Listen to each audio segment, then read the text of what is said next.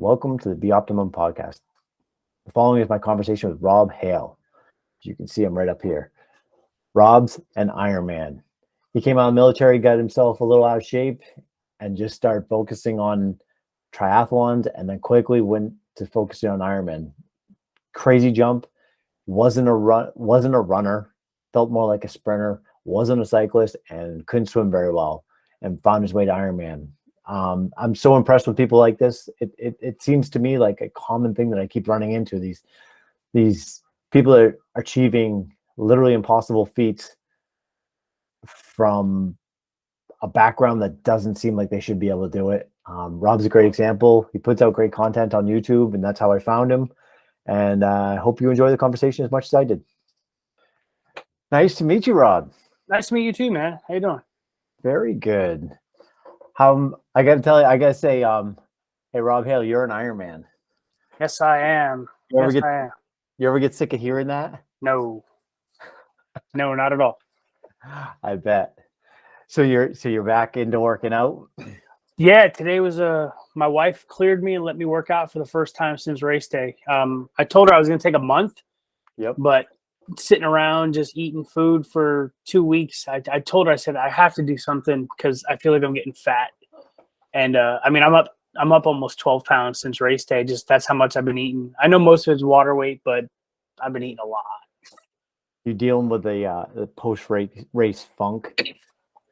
I don't know if I'd call it a funk. I know I went the first week where I didn't want to do anything. I was sleeping most of the time. If when I was done with work, I'd get on the couch, and within minutes, I was like, I'll see you at dinner, wake me up. And 2 hours later, I finally get up. I don't have the blues like they say. Right. Where I need to work out right away or I miss it. I have no desire to do another race right away. I know there's races in the future that I'm ready to do, but I know I have a lot to work on first. Yeah. So, Shaun T, have you been doing? So I started years ago, with P90X, right? Mm-hmm. Years ago, my buddy had the DVDs, and I would go over to his house and we'd work out his basement and do P90X. And then COVID hit, and we got into Shaun T. The T25 was what we were doing at the time, and that was like our COVID. They shut down the gym, so my daughter and her boyfriend, who both are like gym rats, and that was our thing. Like the gyms were shut down, so we just do our workouts together, and then we got into what was it? Amola Caesars. Yep. The work. Yeah, 6 weeks of the work. Yep. That was a good one too. Yeah. So have you been doing that for a while, or? So I remember coming home from Iraq, and within a couple months, P90X was released. So there were people that we got this new workout program, and I'd see it, and I was like, whatever, it is what it is. Someone finally convinced me to give it a try. A friend's wife challenged me to it. So I did it, I completed it. I didn't worry about results or anything. And this is back in 2007, 2008, something like that. Then I got challenged to do Insanity in 2009. And I did it.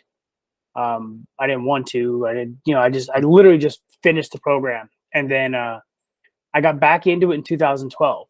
So 2011, I just run my first sprint triathlon.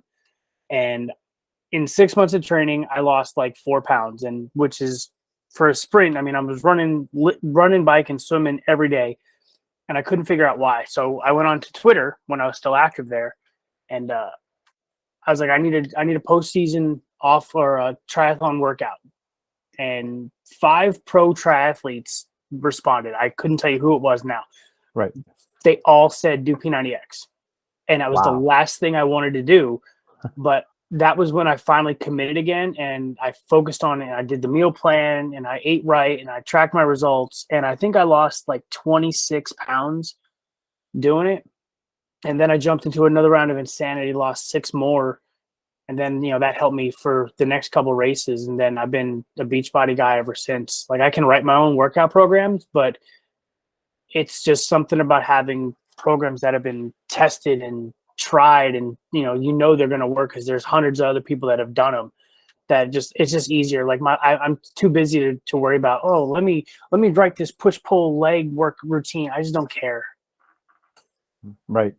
And I love the complexity of movements that they've worked in, that you can feel it strengthening joints and doing the things that you need to do behind the scenes besides just running and swimming and biking in a straight line. Oh yeah. I mean, we have, I remember, when I started back with Beachbody, it was just P90X, Insanity, Asylum, like the basic ones. And then they added Body Beast, which is a bodybuilding program. And then they started adding, mixed martial arts style, inspired workouts. And they just kept, T25 was one, Max 30 was another. Then, they bring in new trainers that have done different things. Amala, trains NBA and pro athletes and Hollywood celebrities. And, they've gotten great results. His workouts are tough. The more trainers that they bring in, the more diversity they get with their workouts. And I mean, they're constantly trying to up the game. Like they just brought, they merged 2 years ago, I think, with like a cycle company, like Peloton type competitor.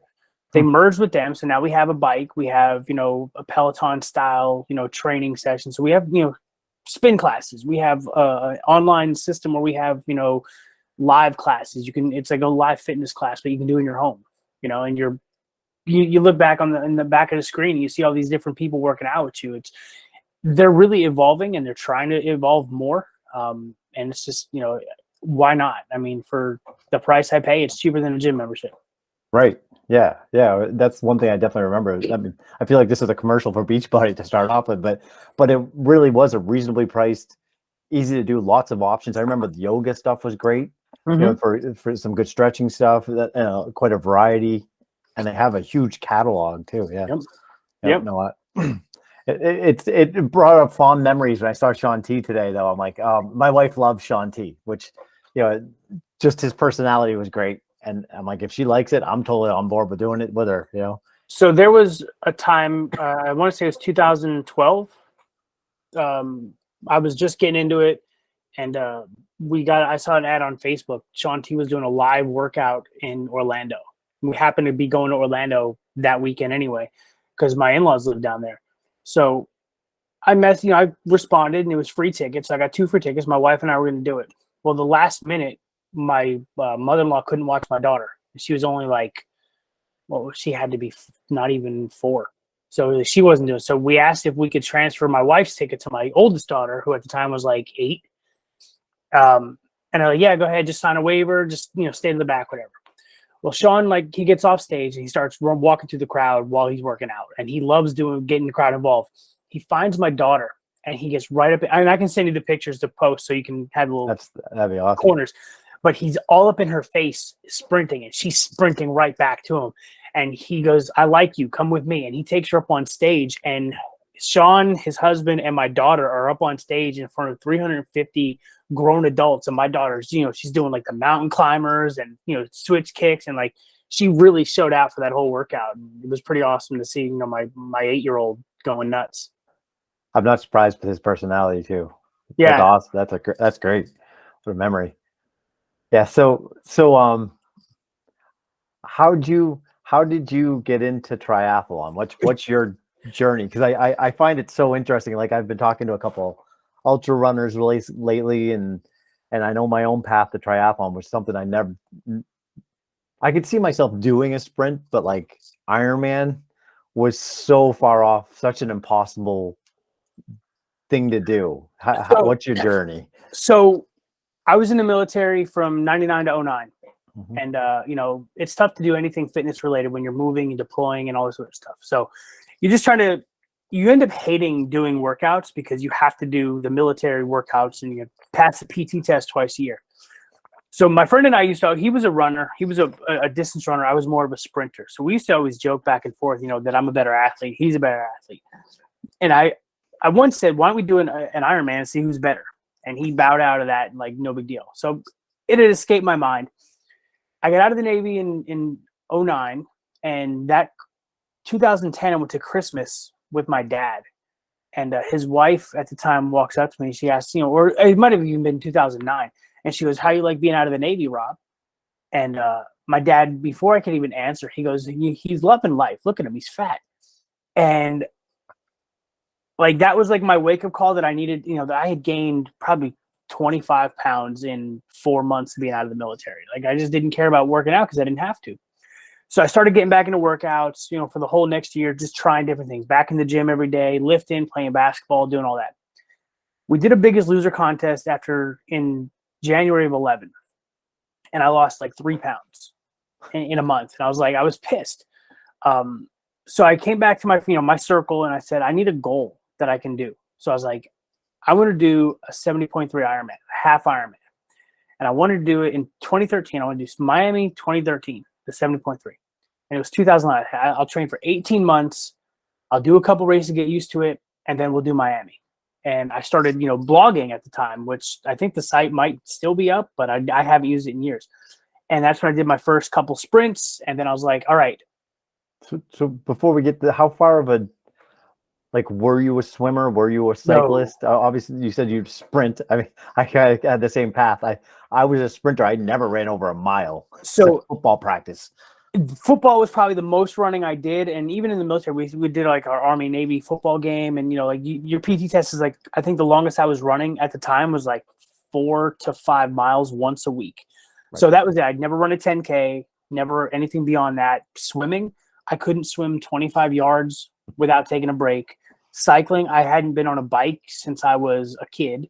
So like why I jumped right into triathlon just blows my mind. But and aiming at a half Ironman. Like it wasn't like you just aimed at a sprint, which would be a lot. Right. So I was like, a month later, I found out I decided to take a new job down here in Florida because I was up in Maryland at the time. And I found there was a local sprint. So like, cool, I can train for it. 600-yard swim, 18-mile bike, 5K run. I can do that. I felt like I could do it. And I did do it. And it was like, I did like 2 hours and 17 minutes, which is absurd for the amount of time. Like I was just really just out of shape and horrible. Coached myself, so I didn't know what I was doing. I only rode my bike once.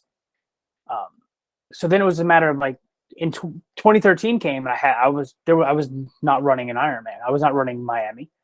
But I ended up running Miami in 2015. But yeah, essentially it was, I got into triathlon to not derail this question because I needed a goal to, I'm very like, if I have a destination, I'll train better instead of just like, oh, I want to lose weight. Like there's so open-ended and triathlon was that goal. Yeah. I'm exactly the same way. And even though like I'll do 1 or 2 races a year is usually what I kind of do. But for a year, I'm thinking about if I don't work out today, if I eat this today, like I can stay focused on that long-term goal. Yeah. So how's it progressed from there? I did a couple sprints and then I got my training circle kind of fell apart. Because my buddy was like the one I would train with all the time. He's like, you're just too fast for me, so I can't train with you. I'm like, so like train with me. So he got into running, and then him and his wife did their first half marathon, and he challenged me to a half marathon, like in the worst way possible, because I was training for triathlon, and he was doing running, and we're in a conference in a meeting. And he grabbed donuts on the break. I'm like, you're in training, dude. Why are you eating donuts? And he looks at me in front of the whole conference room and he says, when you can run a sub 2 hour half marathon, then you could talk to me. Challenge accepted. So I trained for like 6 months and I ran a 2:01 half marathon for my first try. And he stopped talking to me about that after that. And then it was just like work, the couple guys at work, it was like, hey, we're going to do a 70.3 in Augusta. You should do it. Timing wasn't right for me to do Augusta at the time, but I ended up doing Miami a month later. So 2015, I did it, and I got done with Miami, and I was like, if this was a half, I could do a full. That was it. So I went from sprint to half Ironman to full Ironman. I skipped Olympic altogether. I was just like, I don't need it. Yep. And then you keep going. So your aim goes up. Yep. To full Ironman. Uh-huh. How's it? What's that? Go ahead. Initially, I did Miami, and then I initially signed up for Louisville 2016. Is Miami an open ocean swim? It was, yeah. It was in the bay. It was in like the Biscayne Bay or whatever. Gotcha. So it wasn't really ocean, but it was ocean Right. water. Right. So I got done with that race, and initially I'd signed up for Louisville 2016, but then they changed beach to battleship to an Ironman in North Carolina. And living in Florida, I don't get hills. So I was like, I can train better for the flat North Carolina ride than I can for hilly Louisville. So did a couple races going into Louisville, and I switched to North Carolina, and I did that one. Unfortunately, that was the year the hurricane hit Wilmington, and it caused some damage. So we're like closed roads, and they had to shorten the bike down by 56 miles. So at the end of the day, it was only 84 miles. Well, you're an Ironman, you know, your first one, in order to say you're an Ironman, you have to do the whole 140. Right. So I was mad. I wasn't calling myself an Ironman. I didn't get the tattoo. I didn't put stickers up, and I had to do a full one. I got injured that year. I tore a glute median in my hip, or medius in my hip. So I was out for a year doing physical therapy and trying to fix that. But once it was better, I did Ironman Florida in 2019. And that was my official Ironman race. And now I'm, as you know from my YouTube channel, I'm going for the big one. I want the big one. So how many full Ironman have you done to this point? I've started 3 or 4. I've started 4, finished 3. That's pretty awesome. Yeah, it would have been nice to finish all 4 of them, but you know, medical reasons I couldn't do St. George. They say the greatest. I was reading a thing on the greatest predictor of success in Ironman is the amount of Ironman you've done.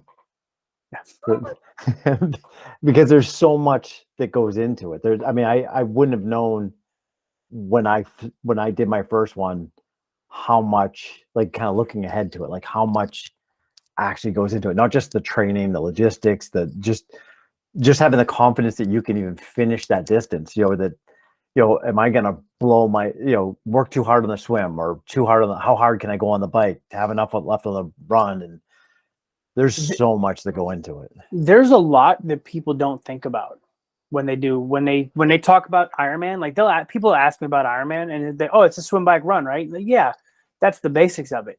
You got to worry about the pre-race nutrition, the transitions, the on-course nutrition, and then the run. So it's a 5-discipline event, and sometimes even 6 disciplines. And guess what? One of them goes wrong, your whole race is derailed. And you know, I've had hardships in every single Ironman I've done. North Carolina, the pain, I was in pain from my knees to my ankles and my feet. Florida, my nutrition failed. Every half Ironman I've done, I've cramped because of dehydration. St. George, the swim took me out, and then this last one, my stomach on the run I couldn't eat. I couldn't take in any calories. Luckily, I was on a great pace where I had a good finish. Yeah, it's there's so much. So this last one, Chattanooga, right? Yep. You're going into it, you felt pretty good, like with everything that you're training and where you're at. So we had my coaches had a local triathlon camp for their whole team. Anybody on their team could partake if they wanted. And it was probably about 3 weeks, 3.5 weeks before race day. And I did that, and it was basically my peak week. So it was, 100-mile bike ride, 2-mile swim, multi-mile swims, runs. And I had such a crap after the bike ride. The bike was my best event. After that, I walked away from that weekend going, there's no way I'm going to finish this race. I felt so horrible. And I didn't know what I was going to do. So then, taper week comes and you start feeling a little bit better. And then as race day approached, I felt confident that if I could get out of the water, I would be okay. And I had a phenomenal swim. I may never swim that fast again. So you weren't feeling it though 3 Nope. weeks out. No. What do you think that was? It was just mentally. So when they did the camp, they pushed us beyond our limits. So we did a lot of trying to do a lot of heat acclimation training. So we did the 100-mile ride, and then they only gave us 10 minutes, and then we had to go swim a mile. Then we took a 3-hour break. And of course, 3 hours after doing that, your muscles are tired. They're, tightening up. Your body's trying to relax. The lactic acid buildup. And then they said, all right, we're going to run 12 miles tonight. So we tried, I think I made it 3. And then I was doing like walk run for the rest of it. At that, I couldn't take any nutrition. The next day we did a 2.4 mile swim and then a 6 mile run. And it was like upper 90s. And I walked the whole 6 miles. And I was cramping in the swim on the second day. My stomach didn't ingest any food. I just felt horrible. And I was like, if this is the race conditions, there's no way I'm finishing. And luckily I didn't have those conditions. It was raining, overcast. And, when the sun did come out, it was only like upper 70s. I was totally prepared for that. That's nice. So did you have coaching for most of your training, or just those last? Just the last 2. So I trained myself for North Carolina and Florida. And I didn't know, I knew my coaches back then, but I wasn't like in a financial position to pay for coaching. And of course, being a fitness guy and, someone who all I need is the certification, I could be a personal trainer. I wanted to see if I could train myself for an Ironman. So I did North Carolina. When it was short, I had to do Florida. And I even they even raced Florida with me. And I said, I have to do this on my own because to see if I can do it. How do you know what you don't know until you figure it out? After that, I said, if I'm doing this, I'm going for Kona, I need a coach that's going to help me get there because I don't have the capacity to understand running workouts and biking workouts and swim workouts and then how to mesh them all together into a 7-day plan. So I hired my coaches, and they got me ready for St. George, and then they got me ready for Chattanooga. So what is the qualifications for Kona? So they have so many championship slots allocated. I think it's like 75 allocation slots per race. And they divvy it up based on your age group. So the larger age groups get more slots. I'm in probably the second most competitive age group as far as time, which is odd because I'm 41. So for me to be in the second most competitive age group in my 40s, I'm screwed for a while. But at most, I think my age group's going to get like 4 to 5 spots. So if I'm not top 5 minimum, or at best, I'm probably not getting a slot. Or you can do the legacy, which is you have to complete 12 races and do 12 years of racing Ironman branded races, and then you can get entered into the legacy drawing, and they give 100 legacy qualifiers a slot to Kona every year. So the legacy is the longer way, or I can qualify, but that's a lot harder because there were guys running, that ran. I finished Chattanooga in under 14 hours. There were guys that did it in around 9 in my age group. So like I have a long way to go. Yeah, I think when I did my 2 Ironman have been solo. Ones I just did on my own. Like I just swam a lake, biked across the state of Maine, ran a marathon around in the area here. I did that twice. But the last time I did a 70.3, which was an Ironman, I think I remember I looked and I was like, I have to be 65 to be top 5 or something like that. Yeah. There's some amazing competitors out there. Yeah. And they're fast too. But again, I mean, you can have a great race day. You can have a horrible race day. The weather conditions play a factor in how your race goes. I mean, if it's cold, you might be ready. I like I said, I live in Florida. So if I train through the summer and I'm running in the afternoon when it's 95, 96 degrees and I get to race day and it's only 70 degrees, I can assure you I'm better prepared than somebody who's only been running treadmill for inside and, air conditioned. Right. If it's raining, I'm so much happier because my body temperature is going to stay down and I can push myself a little bit harder. Just some people only swim in the pool where my coaches are making me do, 1 to 2 open water swims each week. So when we get to that open water, I know what the ocean currents are going to feel like. I know what the river currents are going to feel like. And it's all how you train. Some people train differently, but they're better athletes, just in nature. So hopefully I'll get there one day. Yeah, I got to a point where I was like, I need to be better at running. Like I felt like I maxed out. I was a swimmer in high school. So swimming, I'm kind of at a high enough level where I'm not going to improve much more. The biking, I felt solid, but the running was where things had fallen apart. I'm like, I need to get better at running. So I started focusing on running and putting in more miles and getting better at that. And then I've kind of stumbled into ultra marathons and stuff like that, but I miss have that. Yeah. Tell me about it. But I do miss, the one thing I miss most is that there's days I don't feel like running, and it's like I can get on the bike, or my body's feeling something weird. I get on the bike. I can get a swim workout. Like you can always adjust to what your body wants and needs, and the variety of workouts. And I really do miss that about Ironman. Yeah. I prefer running more than swimming and biking. Like I hate swimming because you have to go somewhere. I can't just do it at home. Right. You know, like if I want to go for a bike ride, I can take my bike outside or I can throw it on the trainer. If I want to go for a run, I can run outside or I can hit the treadmill. If I want to go for a swim, I have to either go to the beach, or I have to find a pool that's open, have a membership for the pool, and hope that there's lanes open and they're not closed. I can't tell you how many times this past year I've gone to the pool and it was closed, or they were shut down for whatever stupid reason, or my workout had to get cut short because the swim club needed 40 lanes in the pool, and whatever. But my swimming is funny because my swim coach says I'm a really strong swimmer. She is baffled that I don't like it. Okay, when it comes to cycling, I thought I was a decent cyclist. Chattanooga is making me question whether or not what I consider decent, because I was getting passed going uphill, but then on the downhill and the flats, I would fly by everybody that passed me going up the hill. So I was like, maybe my gearing was off.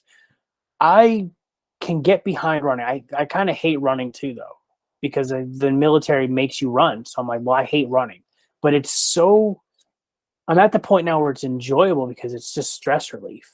You can go out there, you just pair of shoes and go, and I can work out all my troubles. I can, if I need time to myself, I can just go for a run. No earphones, no music, no nothing. Just hear the sound of my feet hitting the pavement, and I can be free for however long I'm out there. Yeah, I agree. And I think I like running. I think I like running because to me, it's the hardest of all in its own way. I mean, like there's the most that goes wrong. There's the most, I have the most struggle with it. I conquer the most. But one thing I've learned just recently, I don't know, you cycle alone, I'm guessing, most of the time?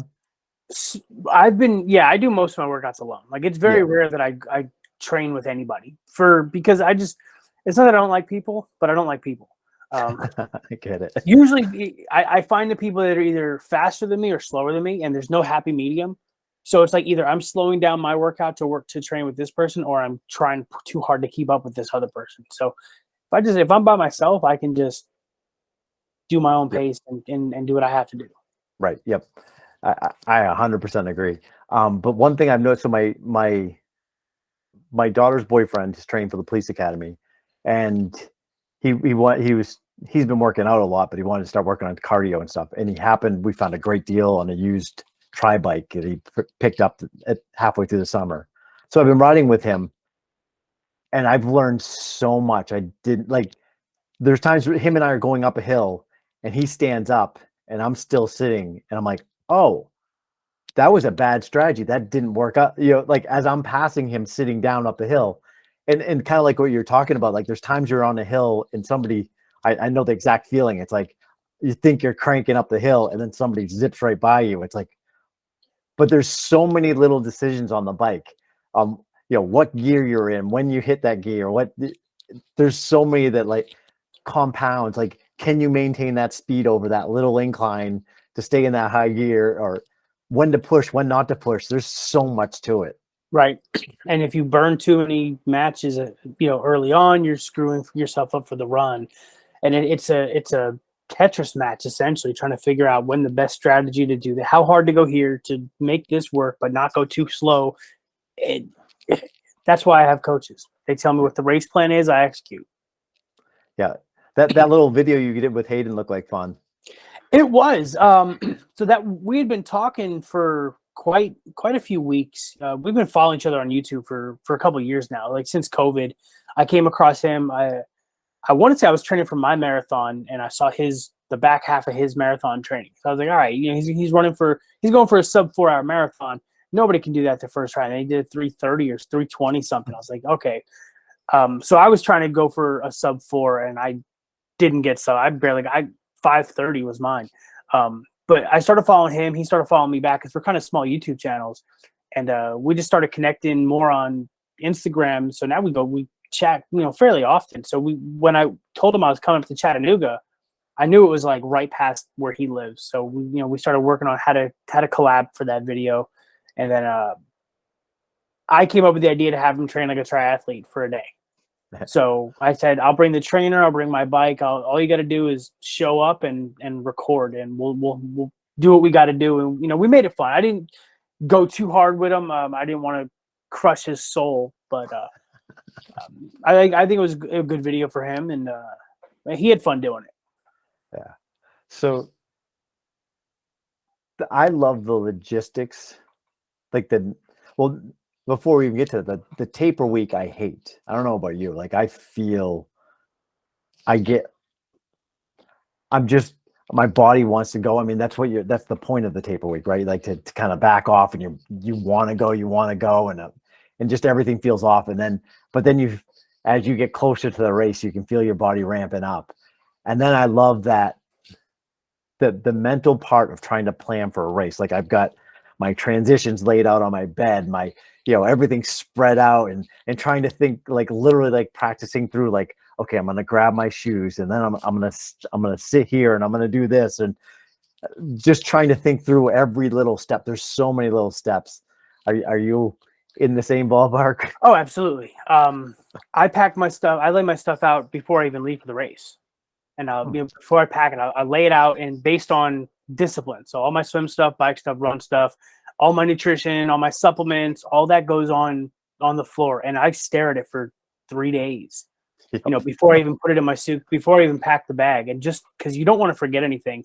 And it's one of those where if I travel too far, I can't have somebody just bring it from home. I was lucky this time. I left Thursday to go to the race. My wife and my daughters came up Friday afternoon. So if I forgot anything Thursday, I could just call, hey, go in my room and grab this stuff. But yeah, it's a logistical night. You leave everything laid out on the floor, like in Hayden's video. I left that there for 2 days just because I was like, if I need anything, my wife can bring it, or I can go to the expo, or I can go find Dick's Sporting Goods and pick up something. Some goggles. And yeah, I forgot my goggles on so many swims. But yeah, so then I pack my bags in order of when I need the stuff. So like on the bike, I'll pack like the last thing I'm going to take out of there is my helmet. So I'll put, helmet in first, and then, go in reverse order. This way I can just grab it and put it on, grab it and utilize it. So, but it's a chess match. It's Tetris to try to figure it out. And it's stressful. Yeah. So, you have that burger the night before. Are you worried that that's gonna derail everything? I wasn't worried at 2:30, 3 o'clock when I was eating it. I got worried at 7:30 p.m. when I wasn't hungry for anything. And I was in the house. I was watching the Florida-Tennessee game. And I was like, babe, I need to eat something, but I'm not hungry. And my wife she said, just make a little bit of pasta. You got to eat something, carb up for your race. You need to do it. You have to do it. So I was like, all right. And then it's a matter of when's the burger coming back out, because like you don't want that to happen during the race, and you hope it's flushed through your system by morning. So that's always a mystery. That was my biggest concern, was that I was going to need to relieve myself at the halfway worst through the swim. time. Yeah, at the worst possible time. Do you have your pre-race? I mean, you're 4 into these longer ones, and you've done a bunch of short ones. Do you have your pre-race kind of locked in, or are you still tinkering with it? I think you still tinker with it. I don't think it's ever. I think because everything changes. You get the transition. And like even between St. George and Chattanooga, the transition routine was different because in St. George you weren't allowed to access your run and your bike bag, but Chattanooga I could. So I didn't have to pack everything in my bags the night before. I could bring stuff later. So, but it's still, you get in transition, you check your tire, you fill up your tires, you check your tire pressure, you put your nutrition on the bike, you make sure all your gears work, make sure your brakes work, and then any adjustments you need for your bags, you put them in there, and then it's just how much longer do I have to wait? Normally, I like to get there with like an hour or so after to just kind of like get in the zone. With Chattanooga, they closed transition at like 6:30. I was up at the swim start by 6, so I had like almost 2 hours until race started. Luckily I had friends there, but I mean, normally I would just be losing my mind, just trying to get focused. You had to bust that they bust you over to the start, is that right? Yeah, they have their school buses lined up, and you get on the bus and they just take you to the start. And it's one of those where you get off the bus and you're like, all right, porta potties are here. I'm gonna go this way to swim. And then I remember this. It was like 5 minutes before the race, the national anthem. And I looked at some friends that just came back. I'm like, how long are the lines? And they're like, do you want to start the race on time? Like, I guess I'll wait. So now you got this urge to go, and you got to swim. Did you do a warm-up swim?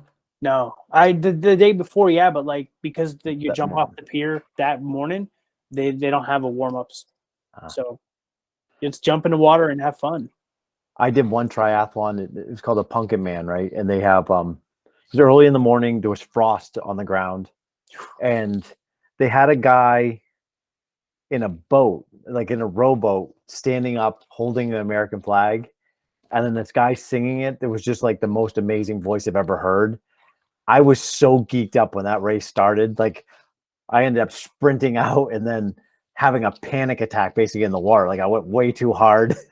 I had to like do breaststroke for a while to get my heart rate back down because I was so pumped. It just made me think of that.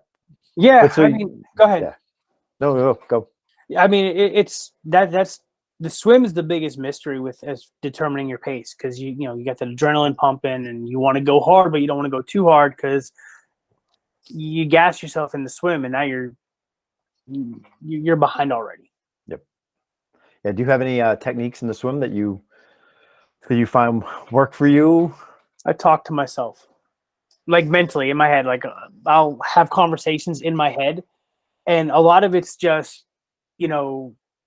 make sure my form is right. So I'll try to watch my arms and make sure, okay, I didn't feel my lats engaged, and I'll make sure as I'm pulling, I'll make sure, okay, I felt the lat engaged that time. Okay, so we're good. Then I'll start counting. Okay, and it's just count the rhythm. You just trying to stay in a rhythm. So I'll sing songs in my head, and usually it's the worst song I can imagine. Just pops in there. One year it was Selena Gomez. My first one it was Taylor Swift, and it's like whatever. I'm singing the songs because it's getting me through this race and just keeping me on tempo. So yeah, that's that. And I think you said in your video you like to get kind of away from the crowd.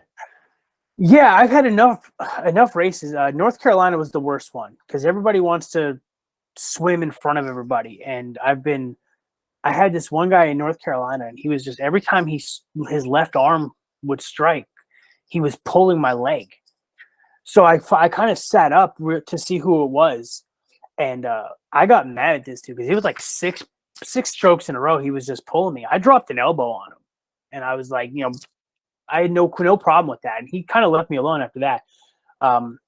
In Miami, when I did the first one, I was inside the buoy line, and I remember I was swimming stroke for stroke with this other guy. Every time I breathed to the right, he was breathing to his left, and we were neck and neck. And we looked up and we realized we were about 100, almost 50 yards away from where everybody else was, but it was just us two. So we were like, okay, we're not getting told we're too far in. Let's keep going. But with Chattanooga, I had a strategy to get out wide so I can get the river current better.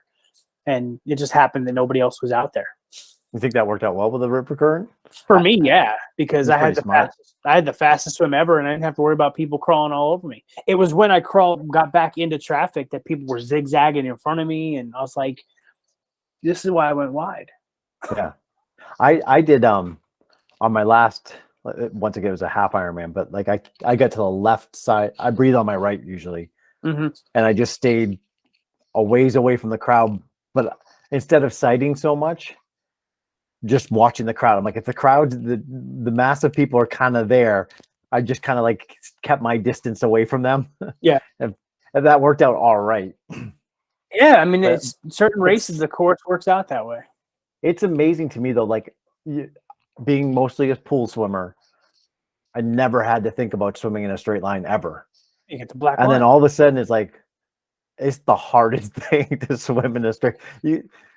10 strokes and you're like, within 10 strokes, how did I turn 70 degrees? Right. Oh yeah. I mean, and there's a lot of people that can't sight that don't know how to, because like I said, people were zigzagging. They'd look up and go, oh, I'm too far. Oh, I'm too in. And then you just watch people just not sight the whole time. And it's like, do you not practice this stuff? Every 10 strokes, I'm looking up, just finding one fixed point. It doesn't have to be the fixed point. Just give me something to stay straight. Like down here, when we're swimming in the protected sound, I find a building and I know what building to sight off of, and I just kind of aim just inside that building, and I'll stay straight. Yep. It works. Unless the sun happens to be right on that angle, and then yeah, that hurts too. So I actually I messed around with hip driven technique with swimming, which was I loved, but having swum competitively for my entire life, and then to change freestyle was quite a challenge. I don't know if you've ever looked into that at all. I remember I was watching the Olympics years ago, and they would do it'd be 2 quick strokes, and then there'd be a pause, and then 2 quick strokes and a pause. I'm like, what is going on with that? And you're letting your body slow down, and then you're taking 2 big strokes, and then almost like gliding for a bit, and you're getting on your side, and then you're doing a big power kick. It's an interesting strategy. It was nice to just break up my swim to try something brand new. I don't know how much it worked, but I could literally take 2 strokes and kind of relax for a little bit, which actually was kind of nice, but it's a weird thing. When I started swimming, the guy who was helping me swim, because he was a good swimmer, he taught me the total immersion. You probably heard of that total immersion technique, whatever. And it's just trying to be more efficient, not so much efficient, but you almost like you're basically trying to turn yourself into a dolphin, how they just glide through the water. So it was just long, smooth strokes, and then you pull and you glide. And so that's how I learned. And then with my swim coach, it was just building more, making sure my technique was good with my arm pull, and was my elbow up, and my pulling the right way. And then just doing drills. And I mean, I've got faster over the last year. I think I've improved 12, 13 seconds per 100 this year. Yeah, I can't imagine. I mean, I came to it from a swim background. I can't imagine, which I think most triathletes come to it from a running background, cycling. That seems so daunting considering you're swimming with a lot of other people in open water. I mean, it's crazy. The first open water swim I ever did scared the hell out of me. I'm not gonna lie. My technique was so horrible. Like, my head was above water the whole time. And now, like, she actually gave me a drill to do that. She called it like the Tarzan sight or whatever. I don't know. But you're forced to just swim with your head above the water, and I can't do it. Like, it hurts, but like was the first 3 triathlons I ever did was head above water. Like, it was no big deal. Yeah. I look at other swimmers. Like I see, the pool I swim at, I see a lot of other swimmers, and or like my daughter's boyfriend is a good example. I see him swim, and he's a good swimmer, but he's not efficient in the water. And I'm like, I look at even other people that I've run that I know. There's a guy I swim with that does Ironman. He just did one in Mont Tremblant, and he's not a good swimmer. I'm like, man, I might finish 15 minutes faster than him, but he spent double the amount of effort that I did, kind of thing. It's such a getting that stroke down and being efficient in the water is such a huge thing, because you need all that energy later in the day. Yeah, and you don't think about it, but because you're only using your upper body mostly. But I mean, I watch people in the water. Like I become so judgmental since I became a triathlete. I look at everybody's swim stroke and how their technique is, and their cycling, and you just look at people and you want to say you're wasting energy with that. Don't do that. Do this instead. But you don't correct people without them asking you. Right. You'll get called something nasty. So have you had? Did you say you dealt with some cramp stuff in swimming, like belly cramps or leg cramps? Legs. Yeah. Tell me about it. When I dehydrate, my legs, I can feel every muscle individually cramping. It's the first race, when I did Miami, that was the first time I dealt with leg cramps like that. It was on the run. I want to say I didn't even get to mile 3, and I could feel every muscle take their turn cramping. And I ran the whole half marathon. At one point, both my legs kind of stopped moving because I was cramped so much. A couple years later, when I did a 70.3 Gulf Coast, it was in Panama City. This was 2019, and I was on the run course, and I was cramping so bad. I was like probably half a mile to a mile away from the finish, and I took a step with my right foot, and my calf in the flex position cramped. Guy behind me saw that and immediately pulled out his salts and dumped them in my hand, said, lick this now, to eat all of this now, because like the cramp was that bad. My wife didn't believe me that they were cramping like that. So after the race, I was sitting down in a beach chair, and she watched the two main muscles in your calf, and they were just going like this. And I was like, this hurts so bad. But she finally got a chance to see it. So when I cramp horribly. Any swim cramp stuff though? Yeah. So because of the work, that peak week workout that we did, I hadn't quite rehydrated enough. So trying to swim, and it was a mixture of the swimming and then the feet were not the feet, but the fish in the water.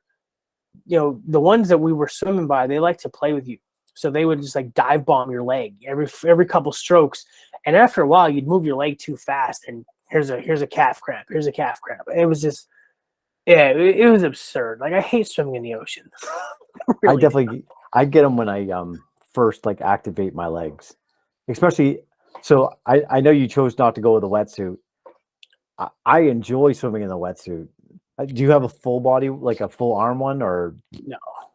I have mine's sleeveless, but I chose not to use it this time because it was choking me. Like I guess it's like a higher collar, and it was just like I was in the water, and I was just felt like I was getting choked, and my heart rate started to spike again. The same thing that happened in St. George, and I was like, I can't do this again.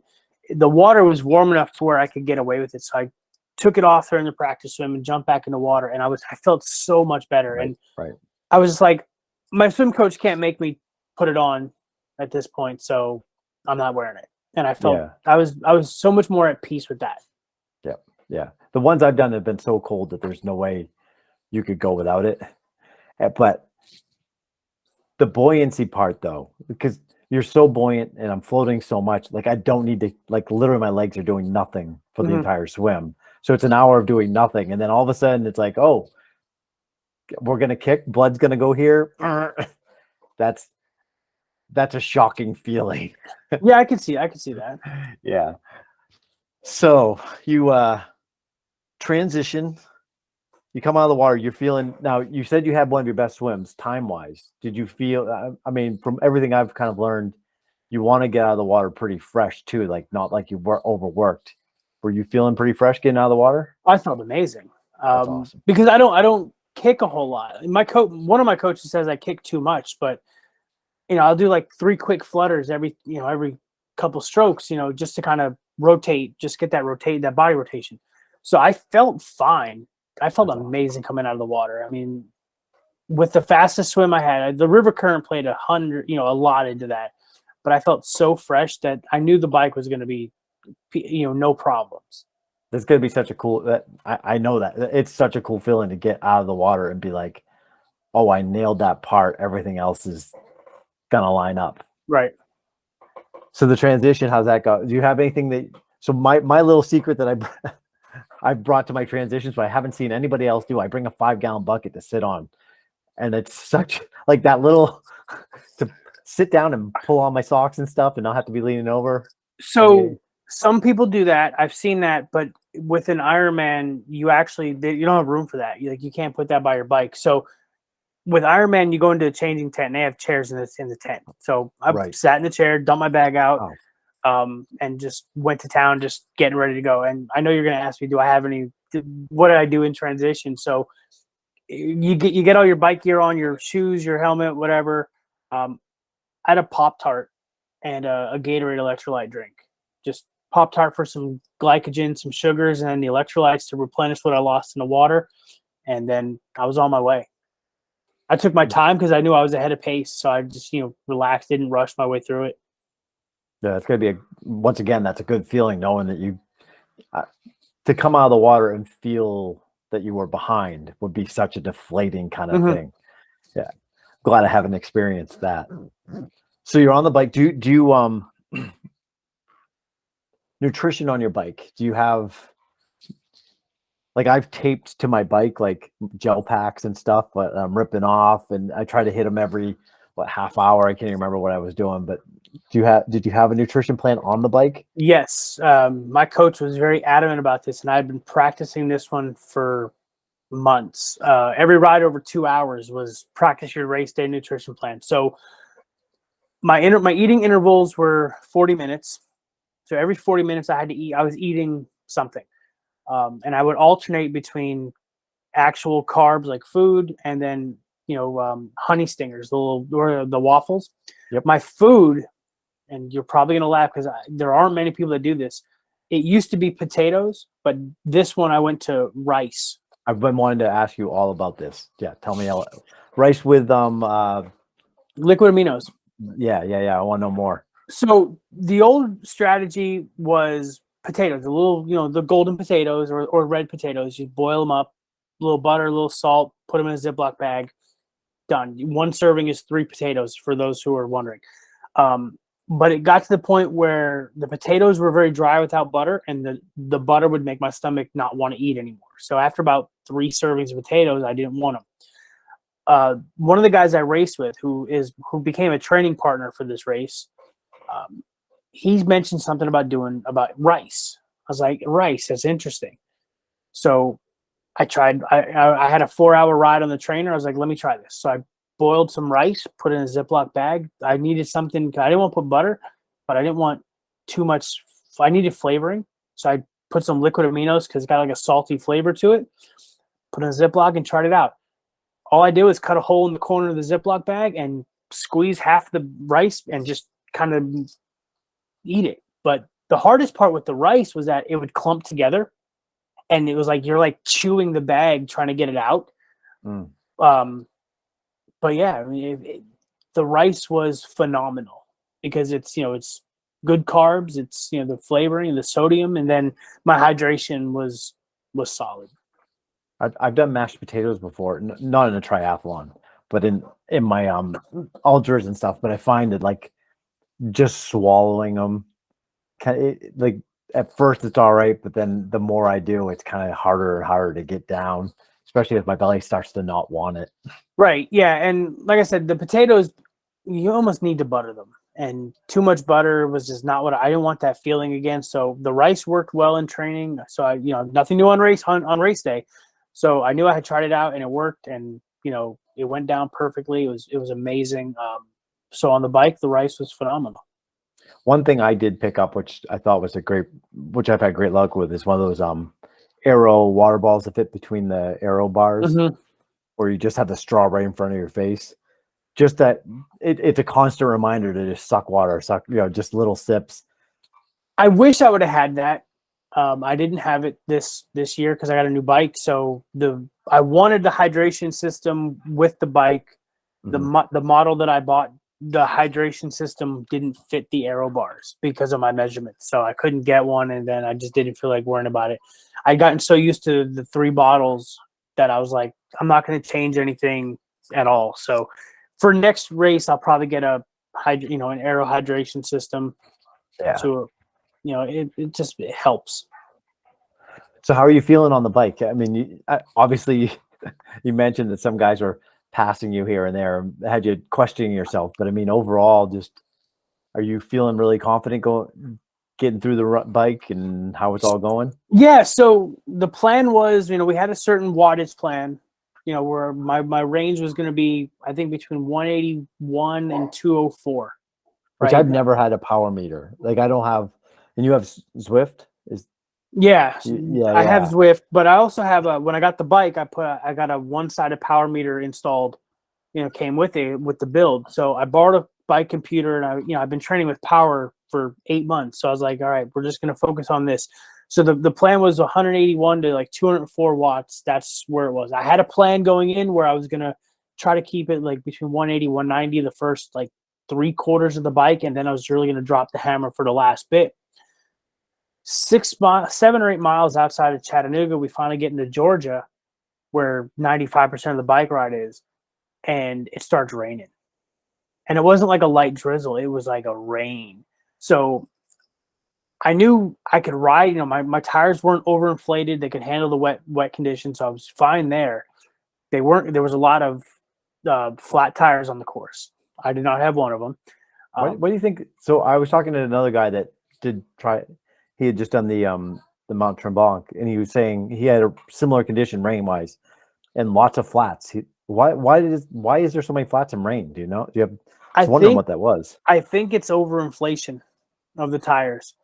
So you overinflate the tires because if you want the speed.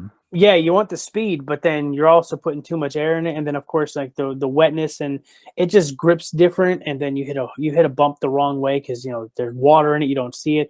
And with Chattanooga, there's a lot of train tracks. I think we had to cross 3 sets of tracks going into, and then just the little bumps and cracks, and I think that's what it was. I've heard a lot of people talk about how overinflation, but I keep mine around 90 psi, so I wasn't overinflated. Right. I was actually fairly solid there. So it was raining pretty hard, which and I'm guessing you don't train in the rain very much.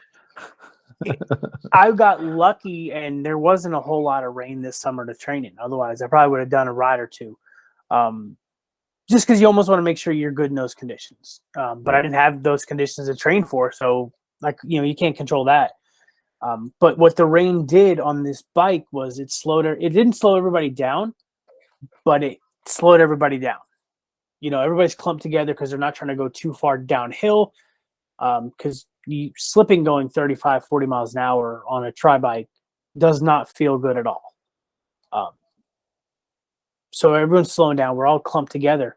But then there was the extra obstacle is that Georgia, because I guess the way that they were negotiating the bike course with Georgia, they let cars on the road in the race course. So we're trying to ride this course, as fast as we can, doing like 25 miles an hour, which on a flat is fairly quick. And all of a sudden, this car pulls in.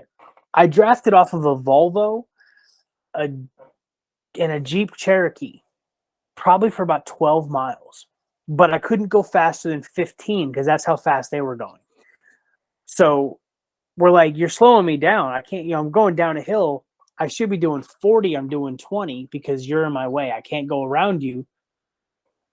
I don't know what to do. So that annoyed me a lot. I was cursing at the cars, and like the cops were like, yeah, just come on, keep going. Like my wife even said she felt so wrong driving on the race course that like she had to find a way off because she knew that was a bad thing. So that between the rain going down hills and then the cars, that made the bike a lot more difficult than it should have been.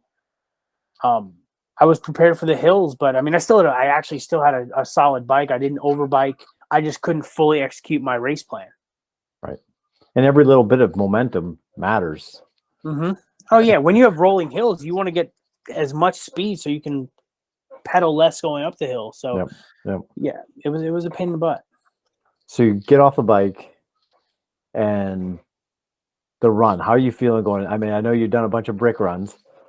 So I actually felt really good coming off the bike. A lot of people get 116 miles in the rain is tough. Rain, wind, it's tough. I mean, your muscles are just exhausted from just being in one position. You don't really have that freedom to move around as much, as you do like the run or the swim. But I felt really good. My legs felt fairly fresh for 100 after doing 116.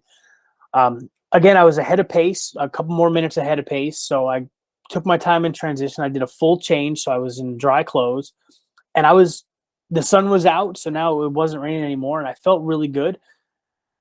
People were complaining it was hot, but I mean, because I trained in upper 90s, upper 70s felt like nothing to me. So the first half of the run, I felt great. I was eating, I was drinking, I was able to take in food. Where the run course hit me was after you cross mile 8, Chattanooga's got hills, and they're not little hills. They're hills from coming from Florida. I'm sure you up in Maine probably have bigger hills than this, but so my mom lives in Daytona, and she's like, we don't have hills, we have wind. Right. So, but I mean, even on a bike, the wind is a good hill simulator because this is a long hill. You can't really train for that on the run. Even all the hill repeats I was doing and running up and down the hills I have, I mean, it wasn't enough. So I ended up walking the hills the first lap, walk uphill, try to jog downhill. My interval pace was 4 minutes run, 1 minute walk. Kept the pace, and I was feeling good coming around the first half. I get to mile 14, and I had my electrolyte drink. I had another bag of rice, and I took 2 sips of the drink, and I went, nope, and I threw it. And I looked at the rice, and I didn't even get a chance to taste it, and I said, nope, and I threw it. And the second half of the marathon, I survived off of Coke and soup broth. How deep did you have to go to get through that? It wasn't that I had to dig deep. Like, I actually had a lot of energy. My stomach was upset because I couldn't eat anything. What got me was the hills hurt me more because my knees were in so much pain running up those hills that's like I had to stop running as much because my knees couldn't take the pain. And that I had to go deep in the well just to kind of like the last like half a mile. You're running through the chute down towards the chute. I had to force myself to not walk because I didn't want anybody to see me walking. I mean, the whole course saw me walking, but that last little bit, you don't want to walk. And I didn't want to walk the carpet. No matter how slow I had to move, I didn't want to walk the carpet. And as soon as I heard the chute, I could see it. I came around the final turn. It was just like, okay, now I got to run. And I knew my buddy was there with the camera. I knew my coach was there with the camera. My wife was there with the camera. Hayden there was with a camera. I had so many cameras on me. I couldn't stop to walk. So you grit your teeth, and that's where you dig deep, that last half mile.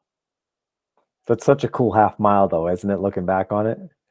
I've had worse finish lines, but Chattanooga, they really bring the support out. It was loud. It was a longer chute, and it was just a lot of support. And that one, you just kind of, once you hit the carpet, nothing hurts anymore. So it was just, the bright lights, the announcer. I didn't hear him saying my name, but I heard, all the cheers it was great. Yeah, that's the one thing I have because I've done solo Ironman. I haven't got to come across the finish line. You got to do one, man. You got to do one. I told when I turned 50, I'm like, that's the year I want to do it because I'll be racing against the old men then. There you go. Yeah. So I wanted to ask you, weightlifting. How do you think that benefits you? Do you think what are your thoughts? Because you're lifting heavy weights too, right? I think it's a huge, huge asset to the training, and I don't think enough endurance athletes lift. I know, like I've talked to runners. I was like, you need to lift. Well, it'll make me slower. No, it won't. Fat will make you slower. Functional muscle will not make you slower. Lifting was the reason that my swim coach didn't make me swim more because my lats were strong. My core was strong. When you're training for hills, lifting heavy forces your legs to get strong. Your core is going to get stronger, so you can push more power up those hills. You can push more power on the flats. Running, your whole upper body has to be strong for stabilization. Your legs have to be strong to be able to push your stride length and your power every time you push off with your legs. and to be able to absorb the amount of force every time you land. I don't think enough people pay attention to those things. And it's the small things. Like, you can get away with training and not lifting weights and be okay. But how much better would you be if you lifted? So I prefer lifting over endurance, but because I want to do the endurance part, I have to do that. But I told my coach at the start of Chattanooga training, I said, don't take me out of the gym until it really starts impacting training. And he waited as long as he could to do it. And it hurts. It sucks when you can't lift, but your race is most important. So you and I are both addicts at this point. Would you agree? Oh yeah, I'm 100%. What is it that, like, I don't even, what is the motivation? What is it that we've tapped into that gets us up every day, pushing and pushing and pushing? That I wish I could kind of share it with people, but I don't even know how to quantify it in myself. I don't know why when I don't want to run, I still run. It's for me. I won't speak for everyone, but for me and a lot of friends that I talk to, it's the need, the desire, the obsession with pushing your body to the limits and seeing how much further beyond that you can go. And it's, training's not going to take you to your limits, but it's going to prepare you for the race, which is where your limits are tested. And it's the glory of the challenge. Can I get faster? Can I get better? Can I finish better? Can I do better in one event than I did last time? And every course is different. Every course has its own challenges, but you're still going to compare and contrast races. Chattanooga was way different than Florida.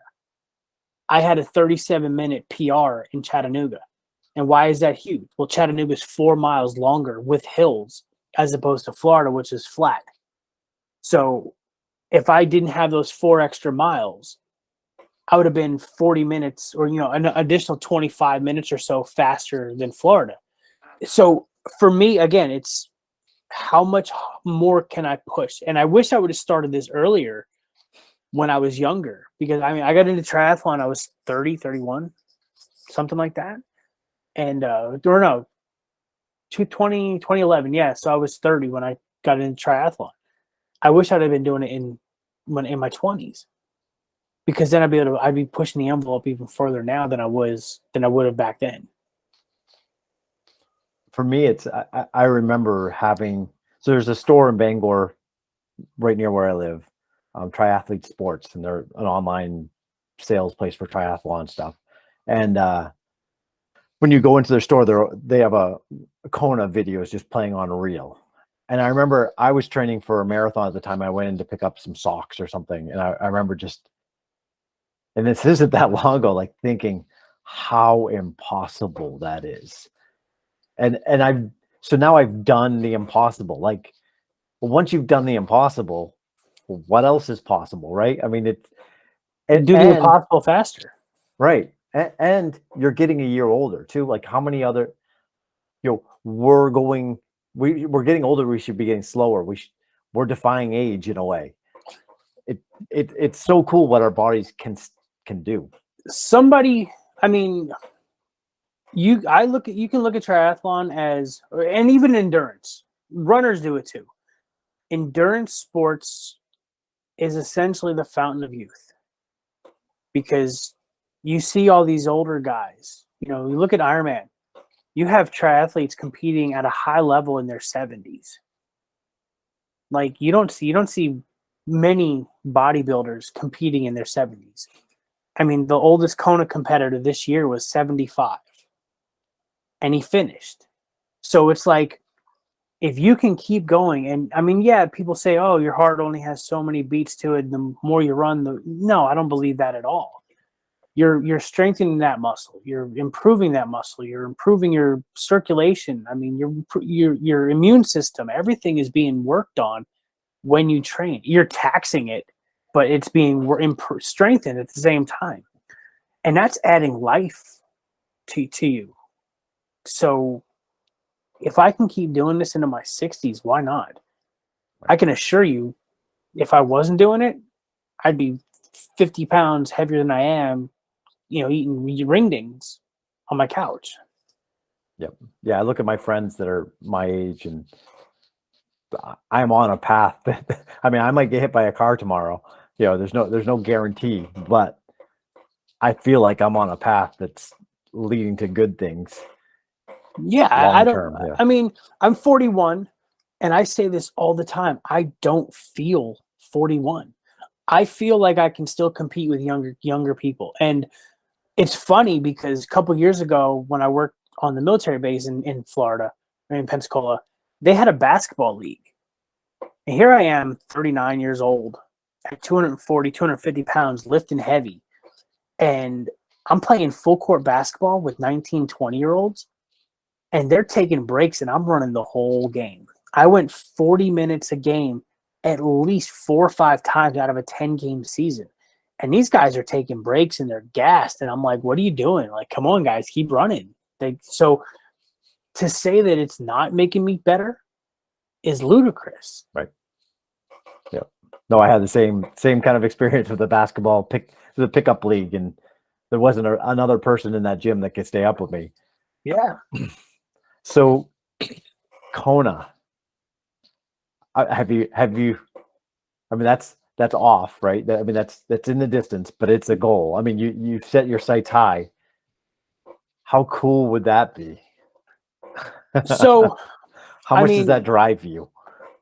It drives me more than anything I've ever had drive me before, because I've been watching the Ironman World Championship every year since I got into triathlon.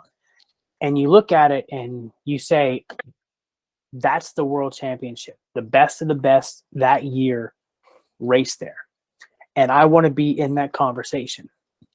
And I had a taste of it in St. George. They treated all the athletes like world champions, even though not everybody there qualified. I didn't qualify to get there. I signed up and got lucky, and they let me stay. But I got a taste of it.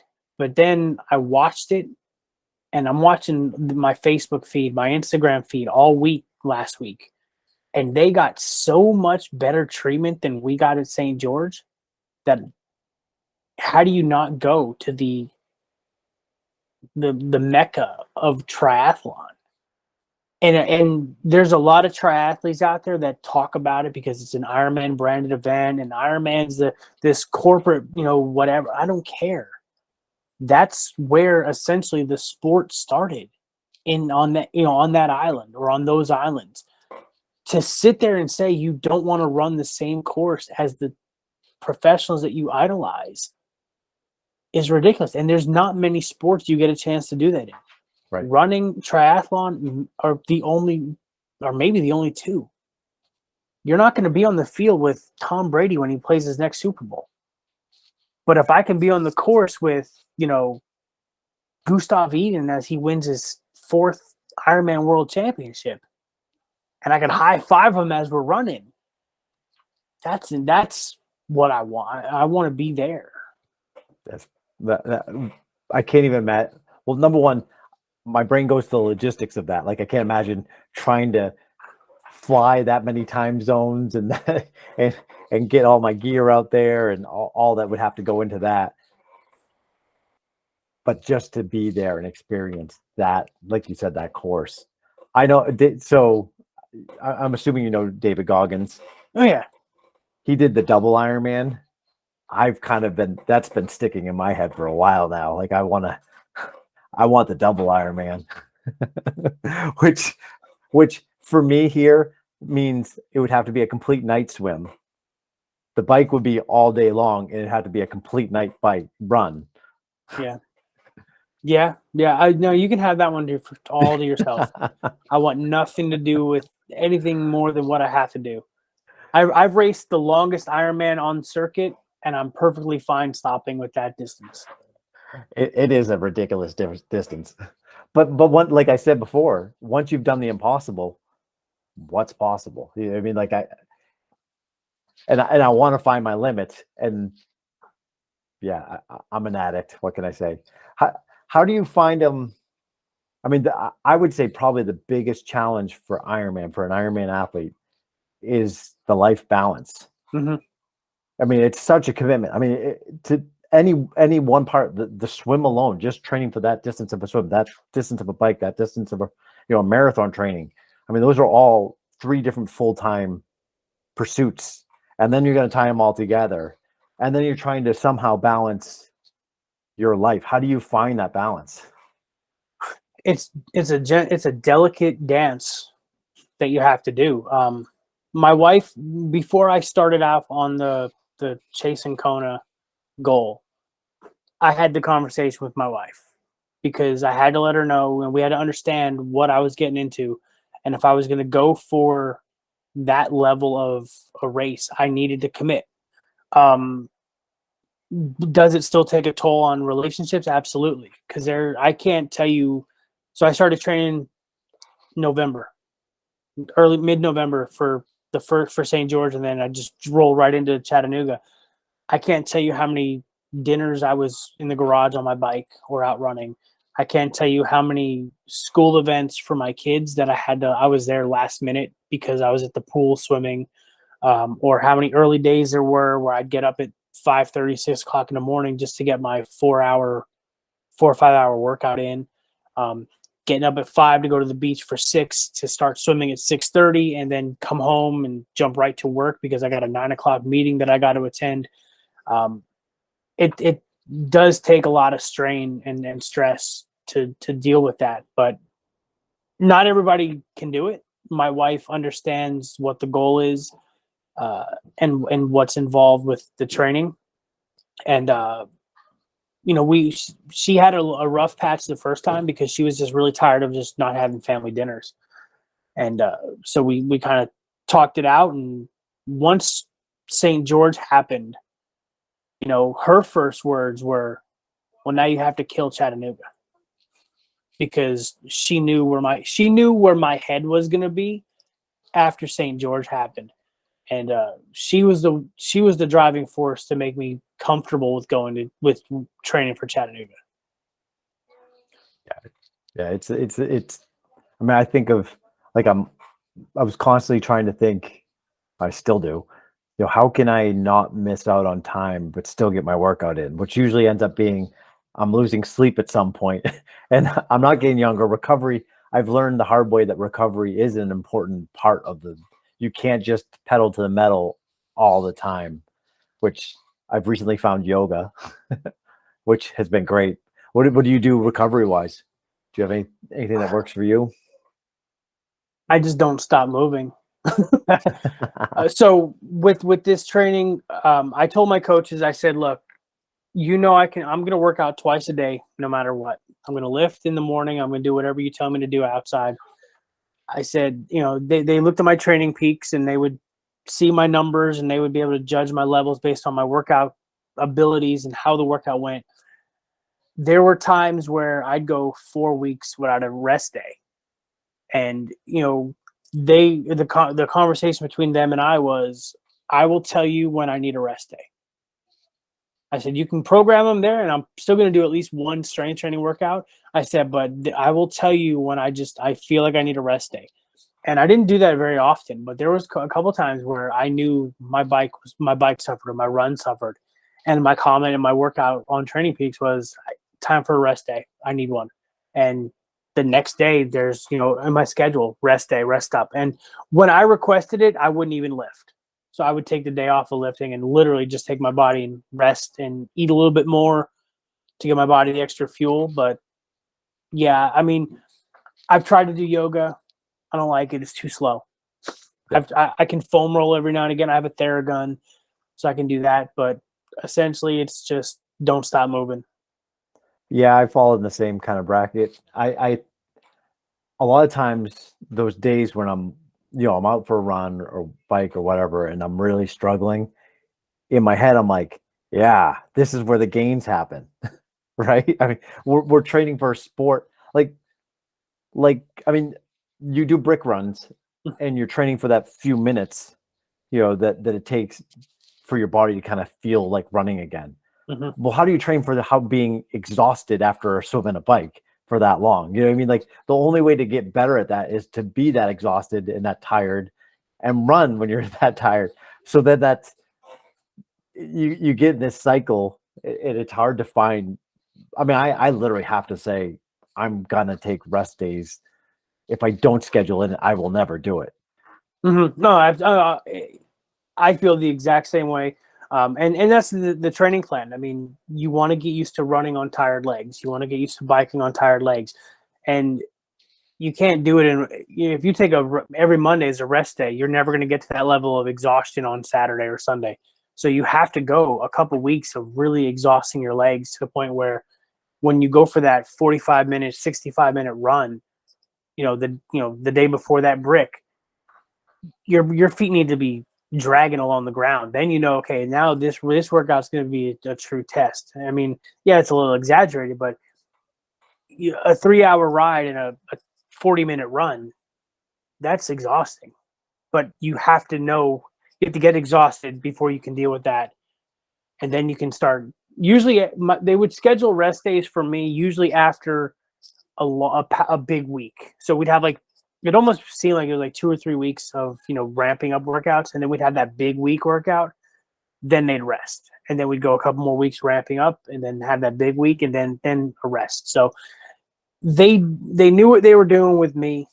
They knew my goal. They know my goals. They know the type of athlete I am and how hard I'm willing to push myself. So they tailored it just right. I'm thinking that the weightlifting is kind of a key to get your body to that tired place too. It helps because you throw in a big, your squats or whatever, and your legs are just burnt out, and then you go to run. That's probably getting closer to the simulated tiredness of being tired from multiple events. Yeah. I know there were days on I would avoid leg day if I had a long run.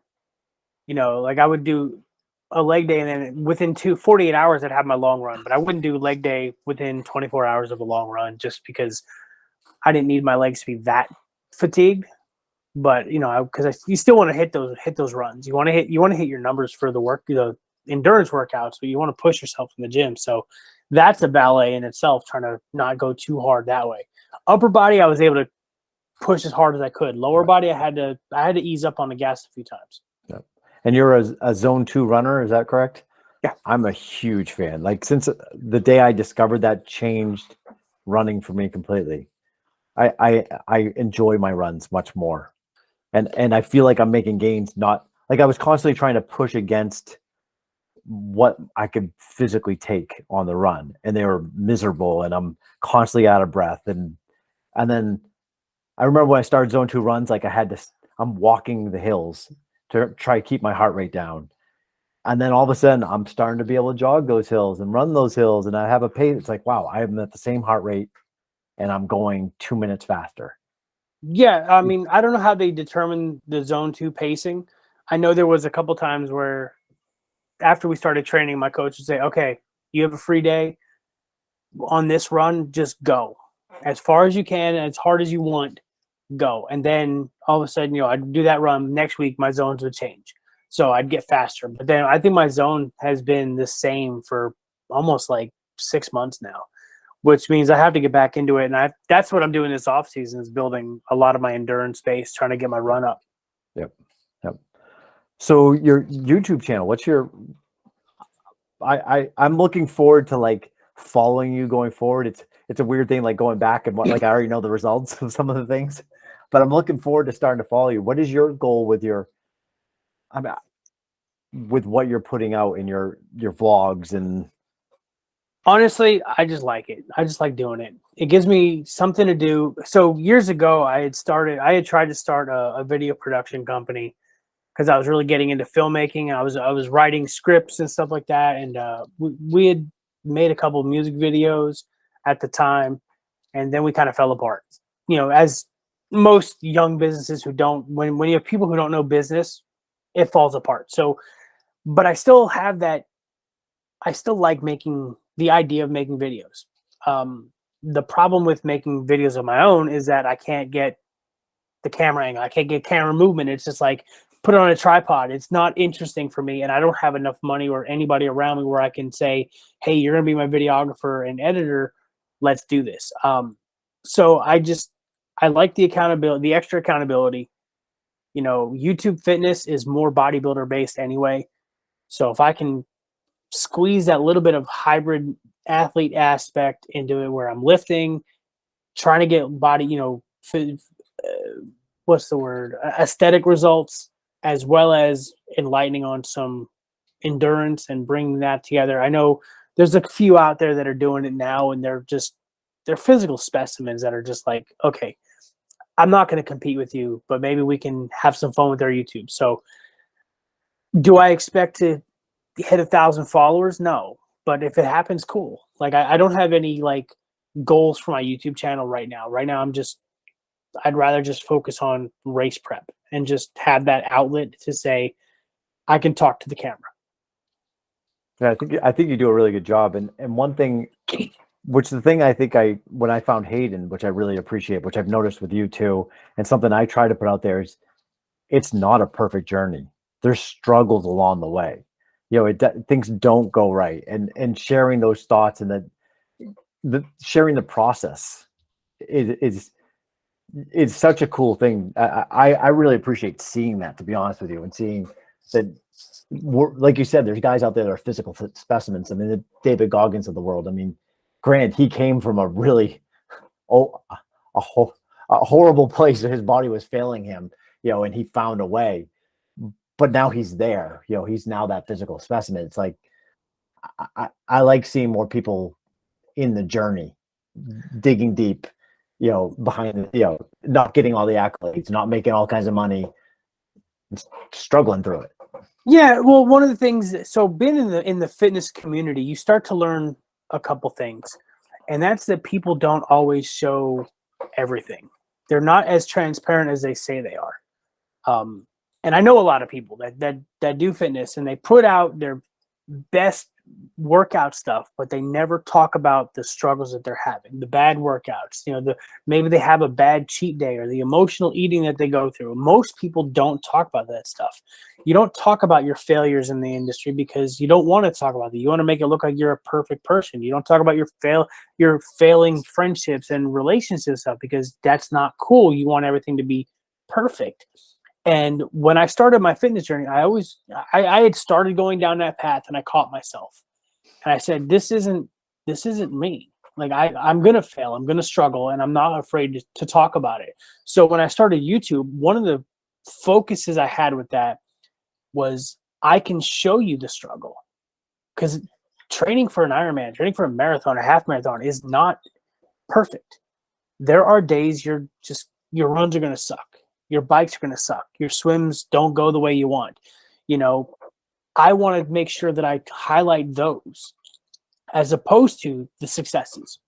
And this year alone, I've had one of each. I've had my highest of highs and my lowest of lows in the same year. And I wasn't afraid to show either one of them. You know, I mean, you've probably seen on my videos the days where I talk about, you know, the one that was called I'm Done. Yep. I legit wanted to quit. 6 weeks from race day or whatever it was, I legit wanted to just stop it and just say, I'm done with this year. I don't want to do it anymore. And you get to a point like that. And I knew those dark places were going to happen. I said it in the very first episode of Chasing Kona season 1 was, I'm going to be going to some dark places, but I have to fight my way out of it knowing that there's a light. And that was the darkest place I had aside from St. George. And when you know they're coming, you're better prepared for it. But you have to talk about it because there's other people going through the same thing you went through. My buddy Colin, he's one of my best friends right now.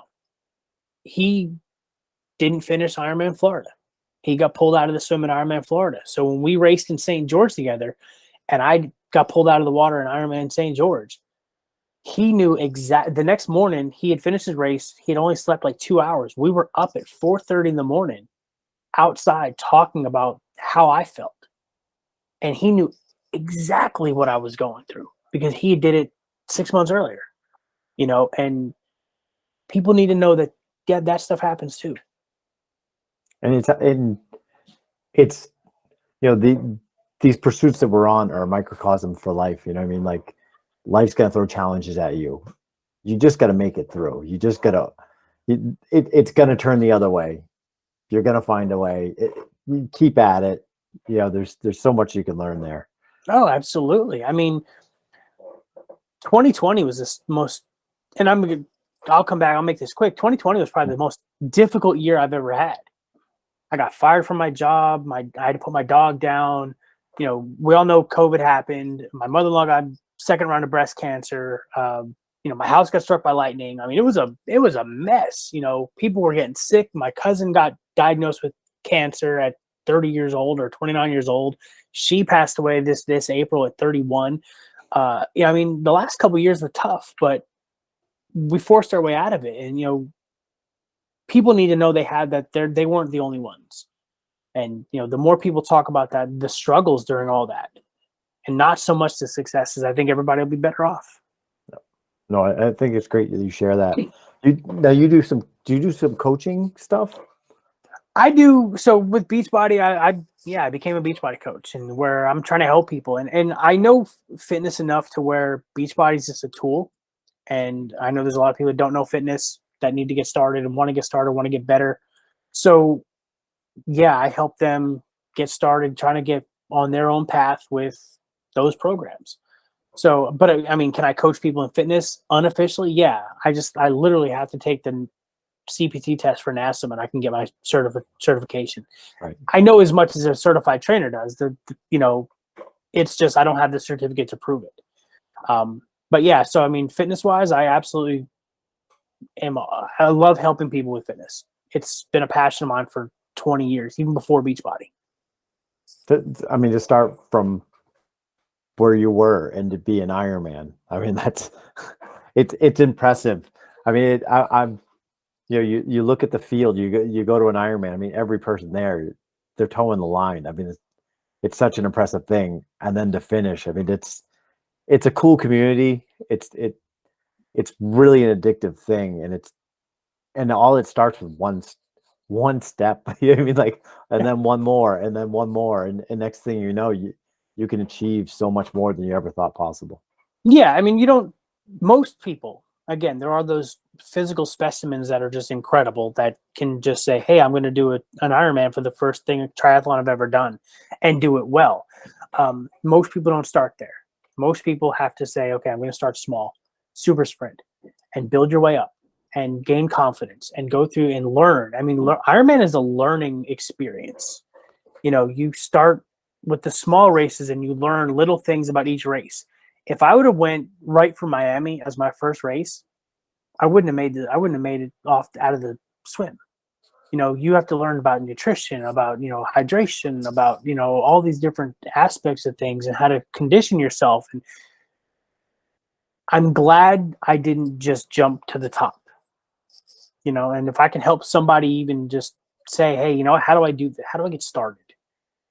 I'm more than happy to do that. Yeah. And you're a great example of it's possible. Yeah. Well, Rob, thank you so much for doing this with me. I'm looking forward to tracking you in the future. I can't just, you're taking a stretch. When's your next kind of, what you're planning? My plan is today was my first day back in the gym in 2 weeks. My wife made sure that I was not cleared for workouts until this morning because, we were enjoying the food and the relaxation and just spending time together that had nothing to do with sweaty clothes. Yep. Getting back into it now. I have a half marathon in February for my daughter's birthday. She wanted to run it, so I was like, I'll run it with you. I'm not going to race that, although I'm not going to train for it like it's a race, but I'm going to race it because that's just in my nature. Next summer, there's a big family event that's going to derail a lot of what, so there's no Ironman next year because we decided we're going to move to San Antonio, Texas in the summer. So that I told the wife I won't train for any races while we're in the middle of the move. So cool. And keep the peace in the house. I'm going to train for the San Antonio Rock and Roll Marathon, which is in December of next year. And right after that, I'm going to use the tail end of that training to start the 2024 Ironman season, where I'm going to go into Ironman Texas, and then they just announced the 70.3 in Happy Valley, which is at Penn State.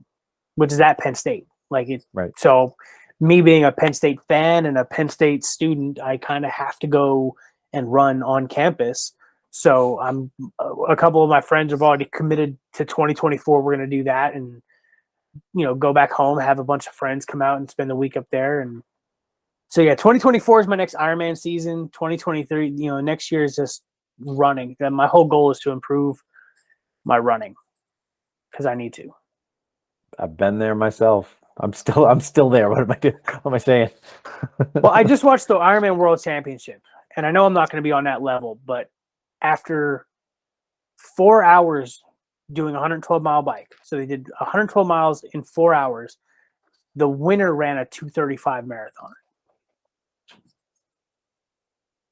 Like, I would love to see, and this is just me, and I talked to my wife about that and a couple of friends. I would love to see the best Ironman runners race the best marathoners, because I think it'd be a lot closer of a competition, or a lot different outcome than people think. So, not off topic, but kind of impressed at the same time. Absolutely impressive. I mean, I'm closer to you. I mean, a 4-hour marathon is about where I'm at, and I did a 4:20 on my Ironman, and it was like that was everything I had. But I dropped 2 hours from my first year to my second year, mostly just being smarter, stomach distress. Yeah.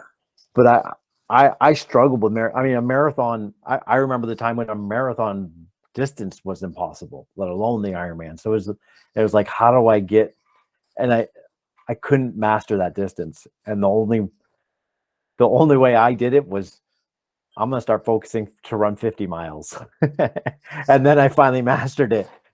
I don't know if I'd recommend that to anybody, but that's what got me over the hump. I know my coaches are going to train me for the marathon.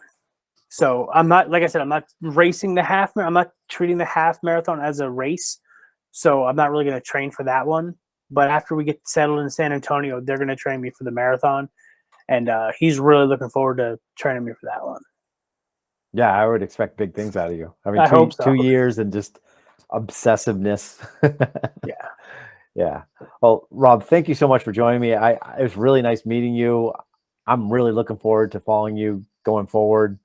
Well, I appreciate that. Thank you. I mean, it's great. You're the third time I've been on a podcast, and I actually enjoy these things, enjoy these interviews. Makes me feel important. Well, I feel the same way about you with your YouTube channel. Like, it keeps me honest. I get to talk to people that are interesting, have similar interests, pick up stuff, learn stuff. And if other people end up liking it, great. If not, selfishly, I get to do it. Yeah, I mean, this is cool. I had fun. I like these things. So thank you for having me. Thank you very much. Have a great night, and we'll talk again. All right, man. You two have a good one. All right. Bye.